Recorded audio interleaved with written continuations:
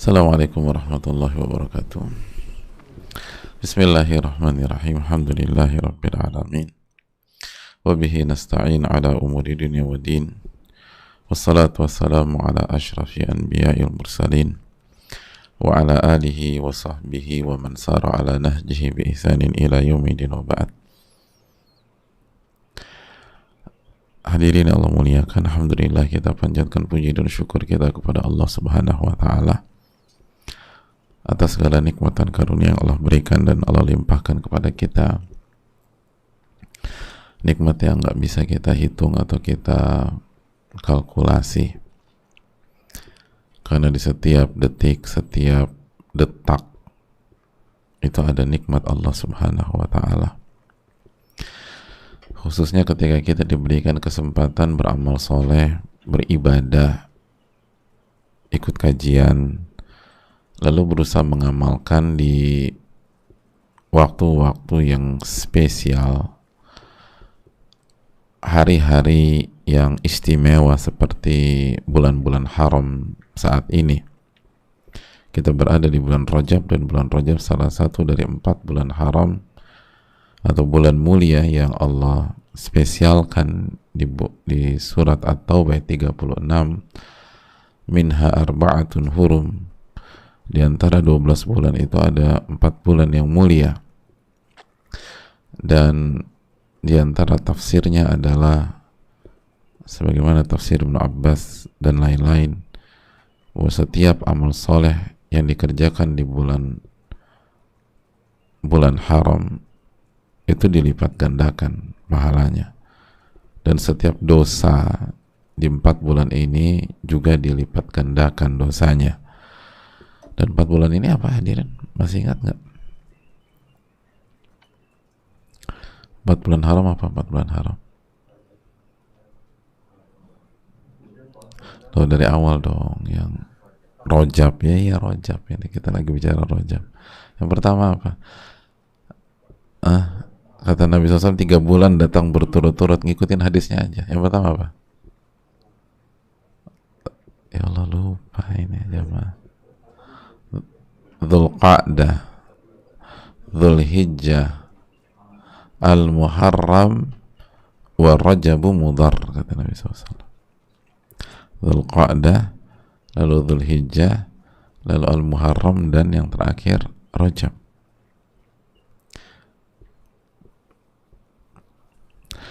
Nah, itu 4 bulan ini tuh kalau kita kerjakan ibadah apapun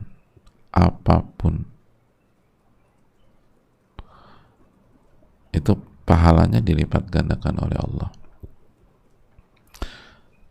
Sholat kita dilipat gandakan pahalanya oleh Allah. Puasa dilipat gandakan pahalanya oleh Allah. Zikir pagi petang itu pahalanya dilipat gandakan oleh Allah. Infak, sedekah, hibah, hadiah, pahalanya dilipat gandakan oleh Allah. Nafkah tuh, kita nafkahin keluarga, pahalanya dilipat gandakan oleh Allah.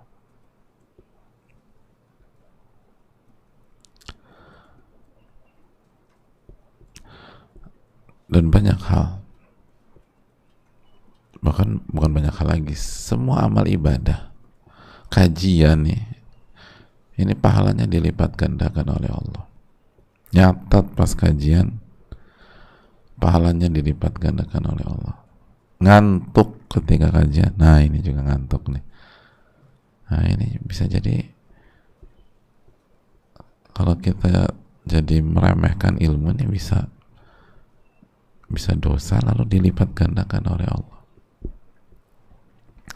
Kalau dalam kondisi lalai ya, tapi kalau mau capek banget, memang aduh berat. Jadi sekali lagi, manfaatkan bulan ini mumpung masih di awal-awal, hadirin. Nah, kita perlu ingatkan, ini bulan yang mulia,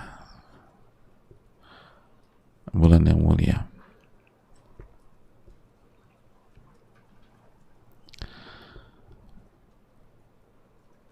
Dan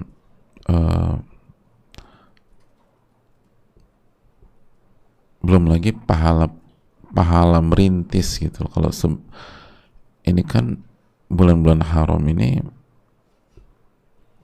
belum seakrab Ramadan di kehidupan kita, tapi sudah mulai loh. Sudah, alhamdulillah sudah banyak yang membicarakan. Dan di saat masih asing, masih kurang populer, terus kita semangat beribadah, insya Allah kita dapat pahala perintis. Jadi jangan sia-siakan hari-hari ini. Jangan sia-siakan hari ini. Setiap amal ibadah pahalanya dilipat ganda. Dan hati-hati dengan dosa. Hati-hati dengan dosa. Karena setiap dosa itu dosanya dilipat gandakan oleh Allah. Hati-hati dengan kesyirikan, hadirin. Hati-hati dengan kebid'ahan. Hati-hati dengan kemaksiatan. Hati-hati dengan ngezolimin orang. Hati-hati dengan jahat sama orang. Hati-hati dengan tidak respect sama orang. Nah, itu penting. Pokoknya ini momentum. Dan secara otomatis ketika kita berusaha memaksimalkan momentum ini juga merupakan persiapan menuju Ramadan. Gitu loh. Jadi ditingkatkan di Rajab, nanti Sya'ban juga. Ini kita tahu Sya'ban itu salah satu perannya sebagai pemanasan Ramadan. Ramadan udah semangat, hadirin biadillah. Semoga Allah sampaikan kita di bulan Ramadan, amin ya rabbal alamin, dan bisa beribadah di sana. Jadi itu poinnya. Dan selalu minta ilmu yang bermanfaat. Allahumma inna nas'aluka ilman nafi'an wa na'udzubika min ilmin la yanfa'. Jaga iman dan semangat mengikuti sunnah Nabi SAW. Lalu marilah kita mengucapkan salawat dan salam kepada Rasulullah sallallahu alaihi wasallam serta para keluarga, ahlul bait beliau, sahabat, dan orang-orang istiqomah berjalan di bawah naungan sunnah beliau sampai hari kiamat kelak. Hadirin, kita semoga bisa menuntaskan hadits Abi Hurairah pada kesempatan kali ini, dan besok kita bisa masuk hadits berikutnya biiznillah. Nabi SAW menyampaikan dalam hadits Abu Hurairah yang dibawakan Imam Nawawi rahimahullah, semoga Allah merahmati Imam Nawawi, orang tua beliau, keluarga beliau, dan seluruh kaum muslimin. Beliau menyampaikan,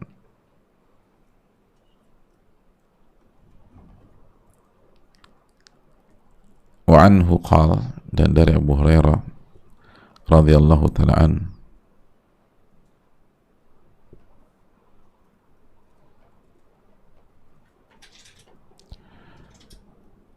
qala Rasulullah sallallahu alaihi wasallam, Rasulullah SAW bersabda, la tahasadu wa la tanajashu wa la tabaghadu wa la tadabaru wa la yabi' ba'dukum ala bai'i ba'd.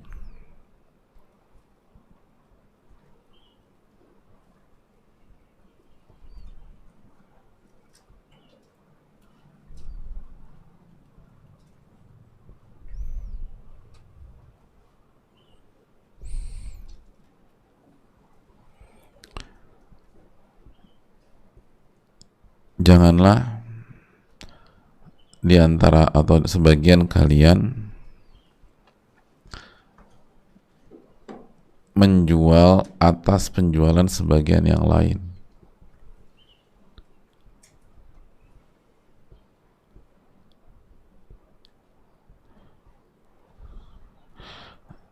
Jadi janganlah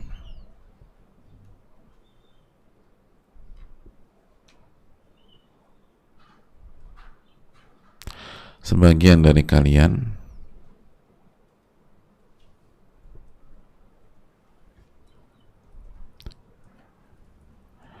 menjual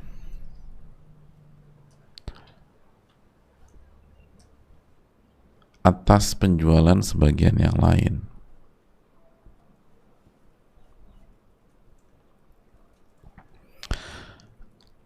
Lalu wa kunu ibadallah ikhwana, jadilah hamba-hamba Allah yang bersaudara. Ini udah kita bahas. Al muslim akhul muslim, dan seterusnya nanti kita singgung sejenak. Sekarang kita bersama wala yabi' ba'dukum ala bai'i ba'd. Janganlah sebagian kalian menjual atas penjualan saudaranya atau yang lain. Jadi menjual di atas penjualan. Apa sih maksud menjual di atas penjualan? Hadirin yang Allah muliakan,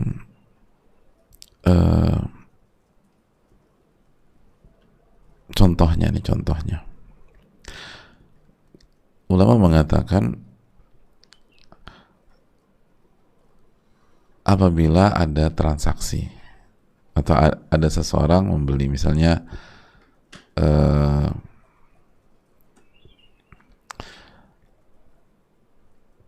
Ahmad membeli apa? Mau beli apa? Ahmad ingin membeli handphone dari Asep seharga 3 juta gitu loh. Ahmad membeli handphone Asep seharga 3 juta. Si Ahmad membeli handphone seharga 3 juta dari Asep.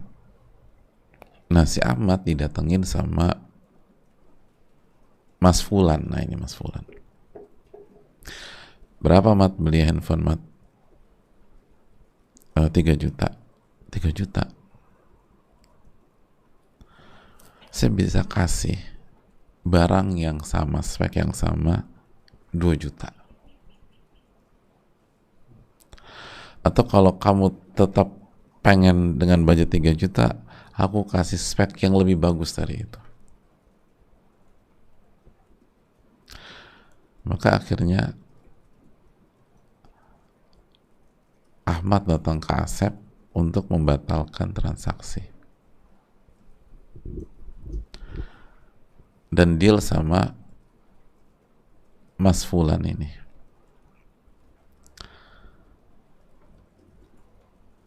Nah, itu contohnya, hadirin.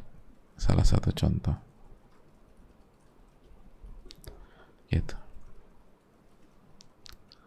Jelas ini? Jadi bayangin, ada transaksi berapa? Mahal banget. Mendingan beli sama gue deh. Lebih murah 1 juta. Atau gue bisa kasih barang yang lebih bagus dari barang itu dengan harga yang sama. Gue kasih bonus lagi. Agak batal transaksi. Jelas ini, hadirin?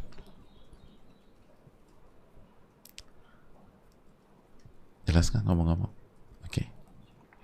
Atau sebaliknya, asyira' ala syira'i, membeli di atas pembelian saudaranya.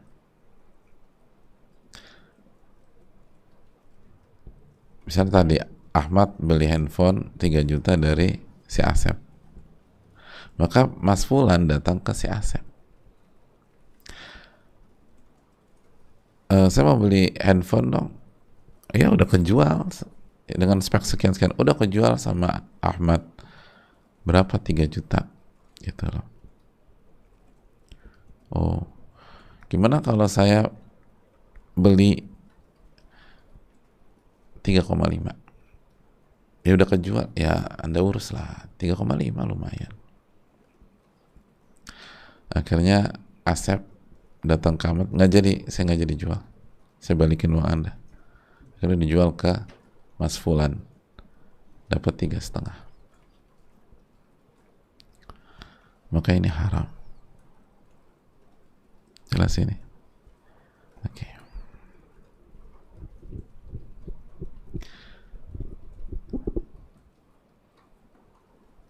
Paham nggak hadirin? Oke.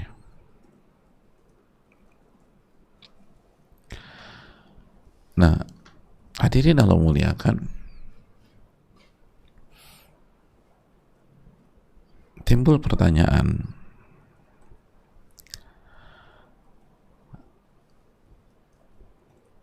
apakah ini khusus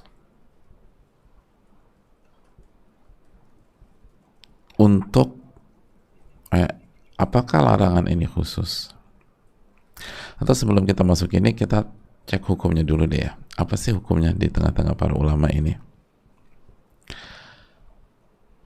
Jamaah yang Allah muliakan, para ulama sepakat, ulama fikih sepakat bahwa ini dilarang. Jelas, karena Nabi mengatakan, la yabi' ba'dukum ala bai' ba'd.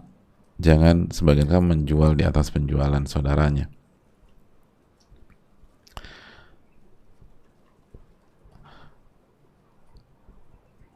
Dan mayoritas ulama mengatakan ini haram. Mayoritas ulama mengatakan ini haram, sebagaimana keterangan mazhab Malikiyah, Syafi'iyah, dan Hanabilah. Haram ini.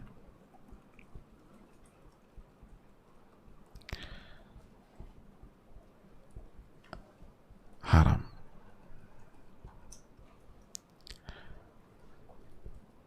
Tapi lalu mayoritas para ulama berbeda pandangan sedikit ketika membahas, oke, haram. Tapi kalau sudah terjadi, sah nggak akadnya? Gitu.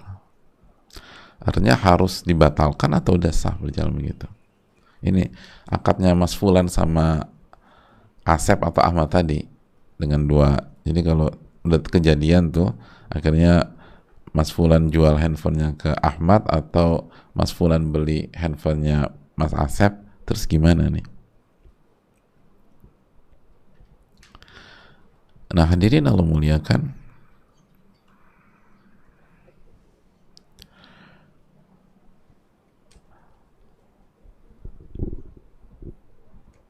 mayoritas ulama mengatakan sah. Sah. Tapi dosa. Gitu. Dan ini pandangan Malikiyah, Syafi'iyah, dan pandangan Imam Ahmad dalam sebuah riwayat. Gitu.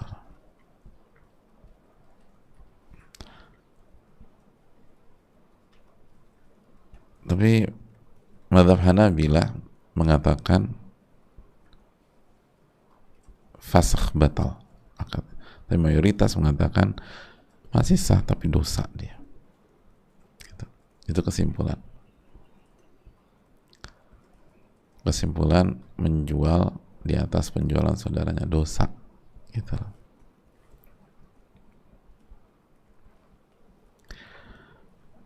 Nah, hadirin yang semoga mulai kan kita lanjutkan.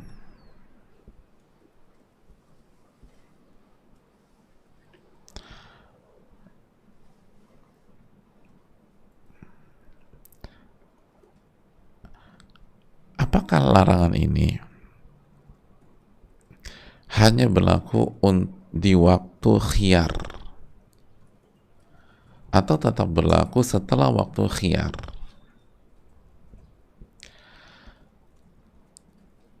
Bingung kan? Nggak? Bingung nggak? Apa arti khiyar? Khiyar itu hak untuk membatalkan transaksi yang dimiliki dua belah pihak atau salah satu pihak. Ada beberapa jenis khiyar. Ada beberapa, kita nggak mau masuk ke bab fikih itu ya, tapi misalnya salah satu contoh ya, salah satu bentuk khiyar itu khiyar majelis. Khiyar majelis itu artinya selama penjual dan pembeli berada di lokasi akad, maka keduanya punya hak untuk membatalkan selama mereka belum berpisah.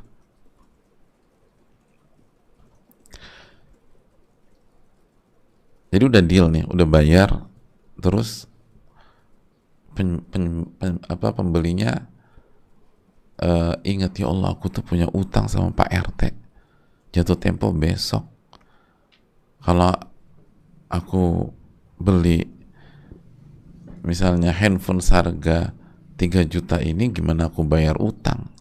Mohon maaf ya mas, batal, aku ingat aku punya utang.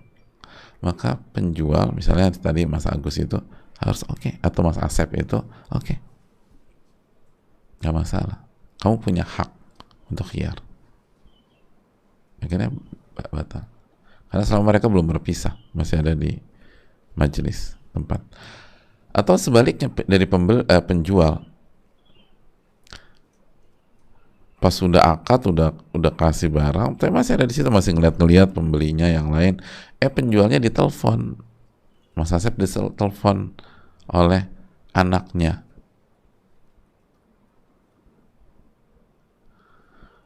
kata anaknya, ayah itu handphone jangan dijual ya, gitu, itu buatku aja, gitu loh, aku butuh banget ini, aku dapat tugas dari kampus, aku butuh spek yang seperti itu untuk jalanin tugasku misalnya.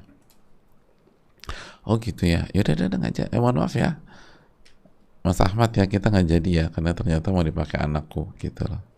Itu boleh selama masih ada di akad. Kata Nabi SAW, al-bayyi'ani bil khiyari ma lam yatafarraqa, itu kata Nabi SAW. Penjual dan pembeli punya hak khiyar selama belum berpisah dari majelis. Belum berpisah dari majelis. Itu salah contoh. Atau ada khiyar juga, misalnya pembeli nggak tahu harga sama sekali, lalu penjual memanfaatkan itu dengan kasih harga yang sangat tinggi, mumpung pembelinya nggak ngerti harga, untungnya kelewatan, gitu loh. Lalu pas transaksi pulang ke rumah, si pembeli ditanya, beli itu bolpen harga berapa? Alhamdulillah aku dapat murah. Berapa? 3 juta. Itu bolpen 20.000. Kok 3 juta itu loh? Ini katanya signature pen ini. Signature. Sini. Kita pergi ke warungnya Mang Udin. Datang. Sama kan? Berapa bang? 15.000. Tuh 15.000. Oh, salah ya. Jadi dia nggak ngerti harga ini penjual. Nah itu boleh datang lagi, padahal udah sampai rumah nih, boleh datang lagi, saya mau batal transaksi, ternyata harganya murah. Nah, itu boleh khiyar goben. Jelas ini? Oke. Atau misalnya beli mobil, transaksi, terus kata penjualnya, oke, Anda test drive dulu lah, seminggu ya. Kalau seminggu nggak ada masalah, udah berjalan aja. Tapi kalau Anda ternyata nggak nyaman dengan mobil ini selama seminggu ini, Anda boleh balikin, terus kita batalkan. Itu boleh. Jadi syarat dari awal. Ngerti? Paham nggak? Jadi kedua belah pihak boleh. Atau kata pembelinya, seminggu ya, kamu boleh batalin, aku boleh batalin juga. Kamu coba aja tuh motor seminggu atau tuh mobil seminggu. Jelas ini hadir? Jelas kan nih? Ya. Nah, berkaitan dengan jual di atas penjualan, apakah larangan ini khusus di waktu khiyar? Waktu khiyar adalah waktu di mana kedua pihak, penjual pembeli, boleh membatalkan, atau juga berlaku setelah waktu tersebut. Nah di sini dibicarakan oleh para ulama kita. Sebagian ulama mengatakan ini hanya khusus di waktu khiyar. Larangan ini nih, menjual di atas penjualan, hanya khusus di waktu khiyar. Adapun setelah waktu khiyar udah habis, maka kan udah nggak boleh membatalkan, maka nggak berlaku. Larangan ini nggak berlaku. Tapi sebagian ulama mengatakan bahwa ini pun berlaku setelah waktu khiyar.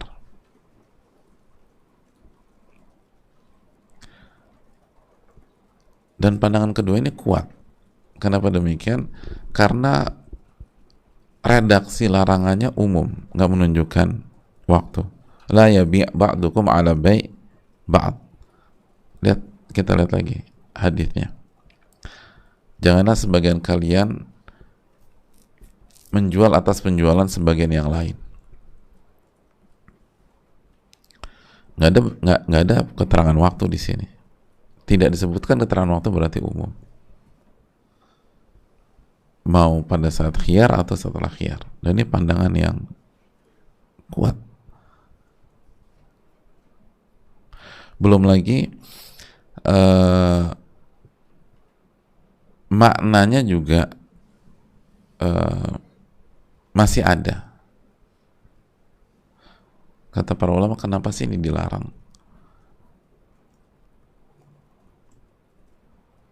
Jawabannya kan karena ini akan menyebabkan permusuhan, akan menyebabkan ketidaknyamanan, akan menimbulkan rasa benci. Iya nggak sih? Atau kalau antum menjadi Mas Asep gimana? Tiba-tiba Ahmad ngebatalin gara-gara dia dapat deal yang baru lagi sama Mas Fulan. Ketika kita tahu apa-apaan sih ini Mas Fulan, dia kan udah deal sama saya, bahkan udah akad lagi, nggak nyaman jadi. Atau sebaliknya, kalau kita jadi Mas Ahmad, terus Mas Asepnya ngebatalin karena ada yang nawar lebih tinggi, kok gitu banget sih cara mainnya? Kan kita udah akad, benar nggak sih? Kita lagi megang baju, terus bajunya diambil orang, terus dia transaksi, kita nggak nyaman. Hah? Pernah nggak sih ada di situ, kita lagi megang baju, lihat diambil, terus dia kembali ke kasir. Maksudnya apa ya? Ini itu pada belum deal, baru ngeliat doang, dan kita nggak ada rencana beli juga. Itu mungkin kita langsung keluar dari tokonya. Nggak benar. Ini ada penjualan, ada pembelian. Makanya hadis ini dimasukkan ke dalam bab apa?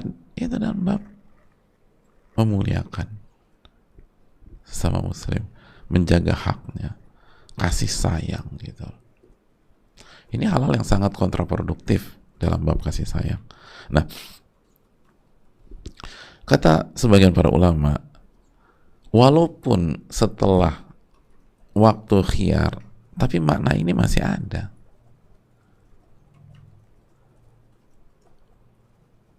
Karena tetap nyesel gua gitu loh, ya nggak sih? Ya kalau tahu nggak beli, nyesel, ada penyesalan. Mungkin ada kesel, berarti orang kan tafsirnya macam-macam gitu loh. Jadi makna bisa menimbulkan ketidaksukaan, kesedihan, bahkan permusuhan, itu masih bisa terwujud.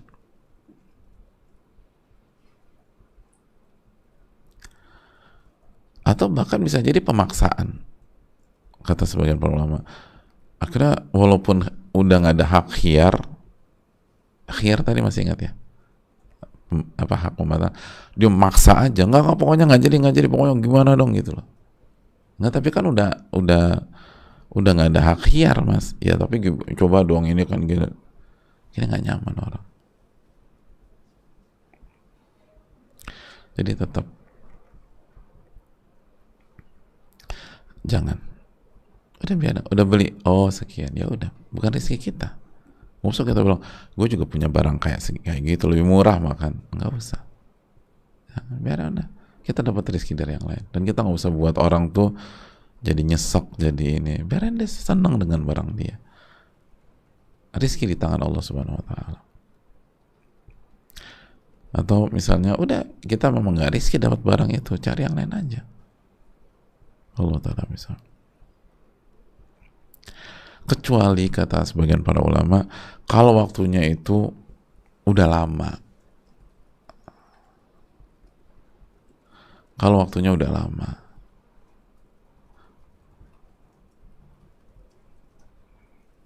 itu kata sebagian nggak masalah. Kalau udah lama gitu, udah 2 bulan, 3 bulan, 5 bulan, nanti kalau butuh apa-apa lagi ke saya aja gitu, bisa bilang gitu. Jelasin ya hadirin.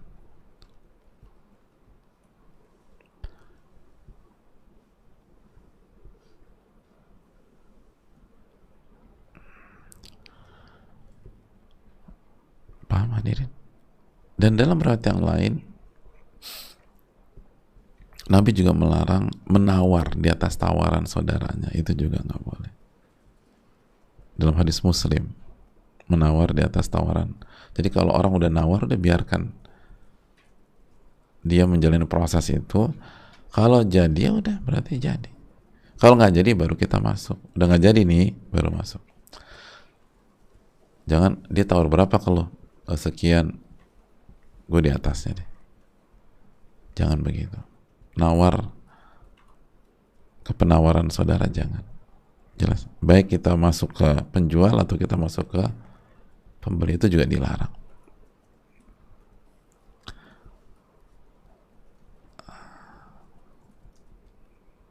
Jadi selesaikan proses tawar menawar. Kita lihat apa takdir Allah.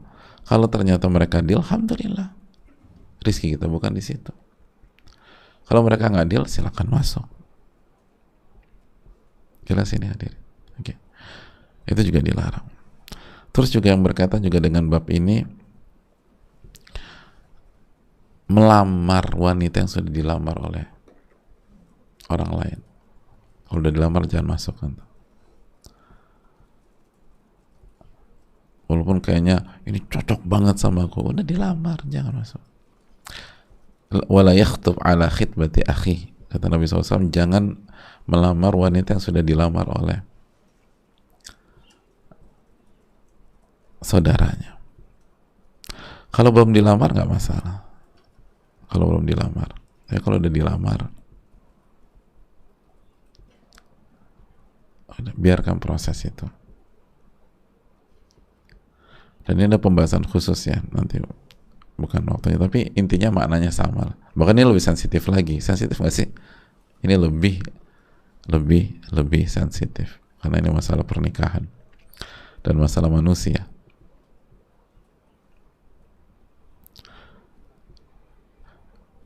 Sekali lagi, pesan besarnya jelas, ini dalam rangka untuk menutup pintu kebencian, permusuhan, ketidaknyamanan di antara kaum muslimin.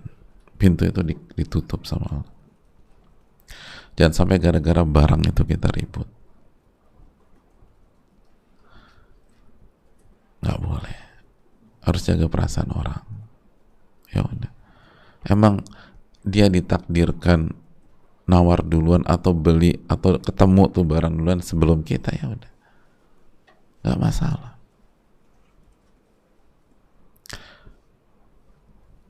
Bahkan mungkin kita bilang, gimana menurut lo, oke nggak nih mas? Oke. Harganya bagus gitu, karena udah akad. Dan tapi masih masih di waktu khiyar. Menurut lo harganya oke nggak, bagus nggak? Bagus harganya, bagus. Lo dapat harga yang bagus. Walaupun dalam hati kita, kalau lo beli dari gua harganya lebih bagus lagi, tapi nggak usah dibuka udah. Walaupun harga kita lebih bagus dari itu, tapi kan oke, nggak masalah. Alhamdulillah. Nanti Allah kasih rezeki, tenang aja.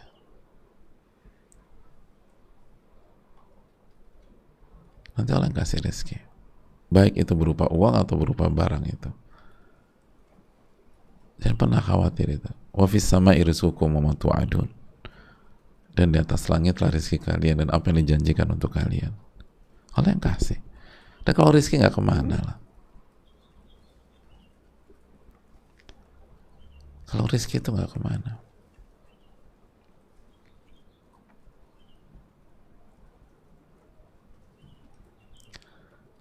Gitu hadirin.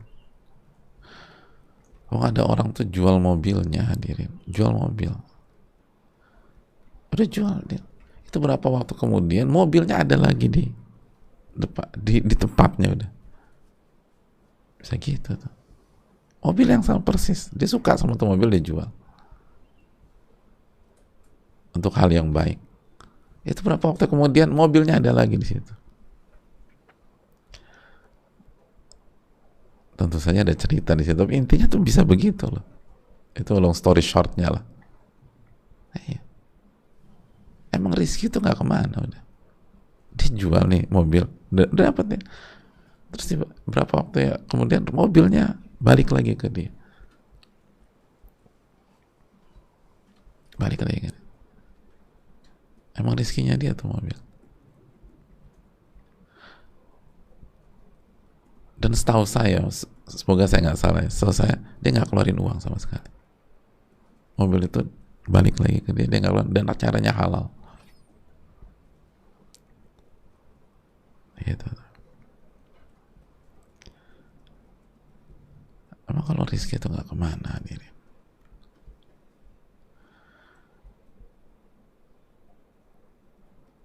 Dan dia jual tuh bukan karena BU waktu itu, tapi karena ingin gunakan di jalan Allah.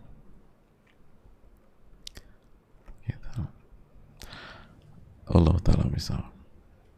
Tapi bukan berarti kita niat jalan Allah biar dapat dunia lagi, enggak. Dia enggak ada berharap sama sekali. Padahal lillah aja. Saya mau gunakan uang ini untuk ini. Dia dapatkan tujuan dia dapatkan mobil dia balik tanpa ada niat sama sekali untuk dapetin materi dunia. Allah Ta'ala.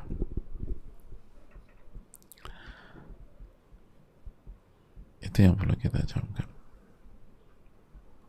Jadi jangan melakukan sesuatu menimbulkan kebencian, rasa amarah, kekecewaan di saudara kita. Kecuali kalau kita memang harus menjalankan perintah Allah dan larangan Allah, dan sebagian nggak suka kita melakukan itu kotaknya beda. Tapi jangan zalimi orang. Jangan mensabotase transaksi orang. Jangan. Sabar aja. Kalau ada rezeki nggak kemana. Dan kalau kita nggak tahu, minta maaf dan saya nggak ngerti, mohon maaf ya gitu. Gitu.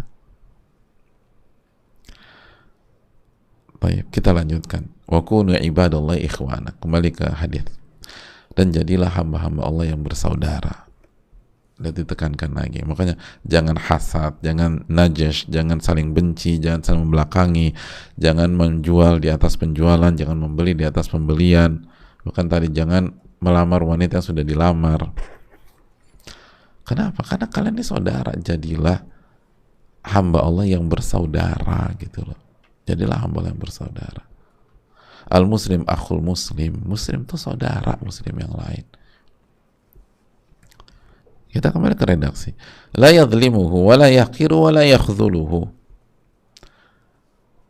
Ia tidak menzolimi saudaranya. Ia tidak meremehkan saudaranya. Dan ia tidak biarkan saudaranya terlunta-lunta. Dan dia tidak bantu padahal dia sanggup bantu saudaranya. Dia nggak biarkan hal itu terjadi. Dia nggak zolimi. Lihat, dia nggak rendahkan. Dia nggak remehkan. Nggak boleh remehin orang, hadirin. Nggak boleh remehin orang. Jangan benar remehin orang.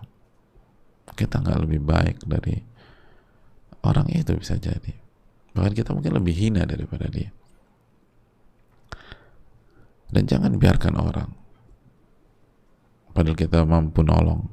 At-taqwa hahuna. Dan kalau nggak mampu nolong, ya sudahlah, yukallifullahu nafsan. Tapi kalau kita mampu nolong, jangan biarkan orang. Lalu at-taqwa hahuna, kita udah bahas juga ini. Takwa itu di sini, sambil beliau menunjuk ke dada beliau 3 kali. At-taqwa hahuna, at-taqwa hahuna, at-taqwa hahuna. Inti ketakwaan itu di hati maksudnya. Bihasbi mri'in minasyari an yahqira akhahul muslim. Cukuplah seseorang itu divonis buruk jika dia merendahkan saudaranya muslim. Kalau dia merendahkan orang, dia bukan orang baik. Walaupun pintar, walaupun jenius, walaupun ngajinya lama, walaupun ini, kalau dia remehkan saudaranya, dia remehkan orang, cukuplah dia dianggap buruk, kata Nabi SAW.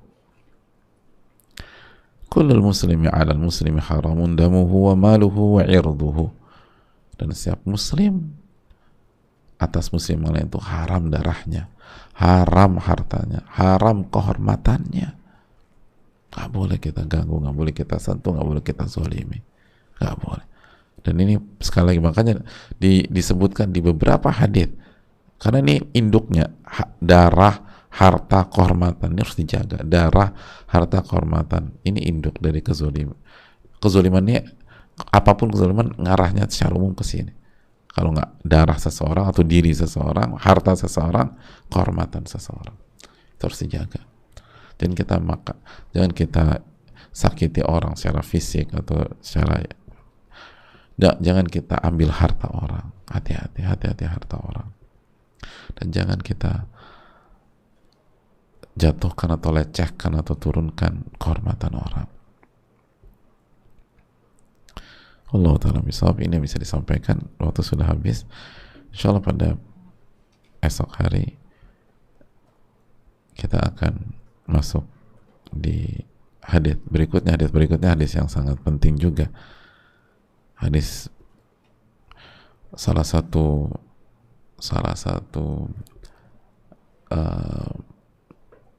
induk akhlak yang mulia, dijelaskan sebagian para ulama. Ini hadis yang luar biasa, hadis berikut ini. Hadis yang sangat urgent. Cabangnya banyak sekali. Padahal simpel hadisnya. Ini yang bisa disampaikan. Jazakallahu khairan. Semoga bermanfaat. Semoga Allah kasih ilmu yang bermanfaat dan lindungi dari ilmu yang bermanfaat, dan semoga Allah Subhanahu wa taala memberikan taufik untuk bersabar bagi yang sakit di hari-hari ini, dan memberikan taufik untuk bersyukur bagi yang sehat di hari-hari ini, dan semoga yang sakit disembuhkan oleh Allah Subhanahu wa taala dan diberikan kekuatan. Ini yang bisa disampaikan. Subhanakallahumma wa bihamdika, la ilaha illa anta, astaghfiruka wa atubu ilaik. Assalamualaikum warahmatullahi wabarakatuh.